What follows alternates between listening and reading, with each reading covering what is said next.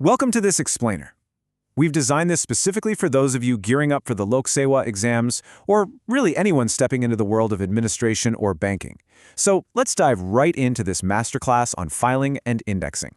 If you've ever wondered how massive organizations manage to keep track of absolute mountains of information and then pull it up in seconds, well, you are in exactly the right place. Here is our roadmap for today. We're going to cover the basics of filing, 5 ways to file, navigating types of indexing, filing versus indexing, filing in a commercial bank, and finally, we'll wrap up with some high-yield exam tips and a final quiz. All right, Section 1, the basics of filing. Picture this. You're sitting at your desk, the office is buzzing, and a customer is standing right in front of you waiting for an update.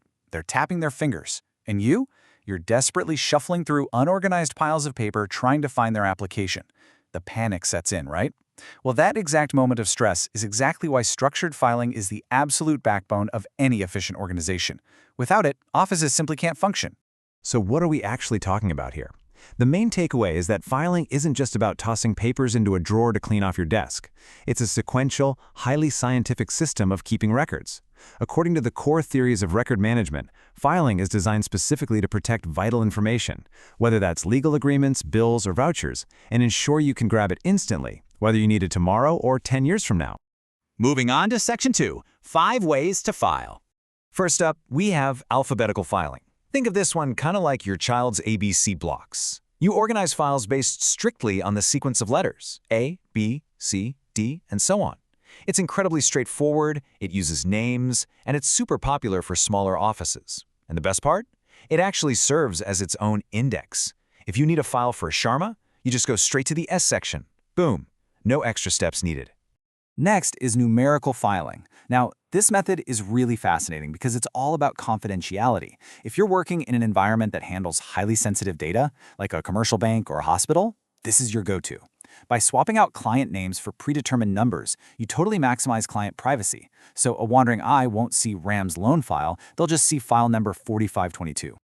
Our third method is subject filing. When your office juggles a ton of different topics, organizing folders by specific subjects is an absolute lifesaver. Instead of trying to remember the exact name of the person who emailed you the budget report last month, you just pulled a budget folder. It guarantees that all related documents, whether they're about HR, sales, or accounting, are instantly available in one unified spot. Fourth, we have geographical filing. Just imagine a giant map of Nepal for a second. For large organizations that are spread across different regions, like a national bank with branches everywhere, sorting files based on location makes finding branch-specific data incredibly accurate. You just organize by province, then district, then municipality. It completely prevents you from overlapping files from different regions. Finally, there's chronological filing. This brilliantly illustrates how you manage time-sensitive documents. Everything is arranged strictly by the date and time it was received. So, if you're dealing with daily financial transactions, applications, or daily receipts, you literally just file them day by day. It's cost-effective and perfectly suited for institutions where the date on a document is the most important thing about it. All right, Section 3, navigating types of indexing. Okay, so if filing is the physical storage cabinet keeping your papers safe, indexing is the treasure map. Actually, scratch that. It's more like the search engine of your office that guides you directly to the document without wasting a single second. It's essentially a directory or indicator that reveals the exact location of a file hidden within your massive storage system. A good index is an absolute game changer. It transforms a sluggish, paper-heavy office into a highly efficient, fast-moving machine. A proper index saves immense time and effort, boosts staff efficiency, and, crucially, helps protect office confidentiality when you use it as a cross-reference for those numerical filing systems we just talked about. When we look at how indexes are actually built, they generally fall into 2 broad umbrellas. Invisible systems, where you can only view one entry at a time by flipping a page or a card, and visible systems, where you can see multiple entries at a single, rapid glance. Let's dive into the invisible types first. Historically, this progressed from rigid ledger books with cutout letters, known as a book index, to flexible, loose-leaf binders using metal clips so you could easily add pages. Eventually, it evolved into the highly popular card index system. Originally popping up in the 18th century, this uses separate flexible cards kept neatly in a drawer. It's incredibly flexible, and libraries and banks still use it heavily today. But remember, you're still only looking at one card at a time. To save even more time, visible indexing methods were developed. These allow staff to instantly scan hundreds of entries. First, you have the visible card index, where cards overlap in a flat lateral tray so you can see all the names lined up at the bottom edge. Then there's the strip card index, which uses single-line cardboard strips in a metal frame. And finally, the rotary card index, a circular wheel where hundreds of cards are attached. You literally just spin the wheel to find the exact name instantly. Section 4. Filing versus indexing. Let's put them side by side to make the relationship crystal clear for your exams. Filing is the primary storage task. It safely houses the information for preservation and future evidence. Indexing is the supporting tool. Its entire job is quick search and retrieval. Basically, filing is the vault and indexing is the directory that tells you exactly which drawer in that vault you need to open. Section 5. Filing in a commercial bank. Let's apply this in the real world. Picture a customer walking into a branch of Rashtriya Banija Bank to open a new account.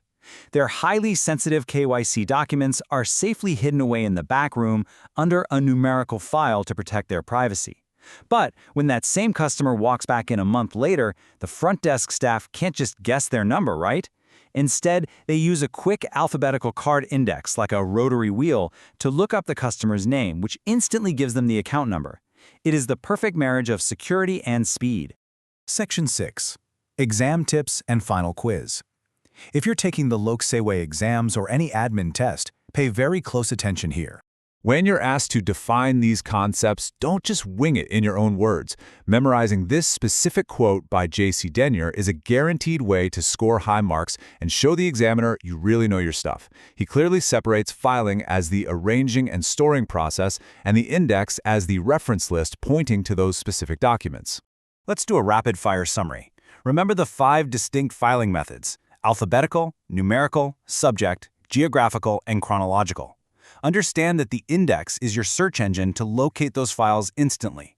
Know the difference between an invisible index, where you view one item at a time, and a visible index, where you view many at once. And above all, always remember that the best systems prioritize simplicity, cost-effectiveness, and flexibility. I'll leave you with this final pop quiz to test your memory. Out of the 5 methods we just discussed, which filing method hides names behind digits to protect customer privacy? Well, if you said numerical filing, you absolutely nailed it, and you're well on your way to mastering record keeping. Thanks so much for joining me in this explainer. Keep reviewing these concepts, and best of luck out there.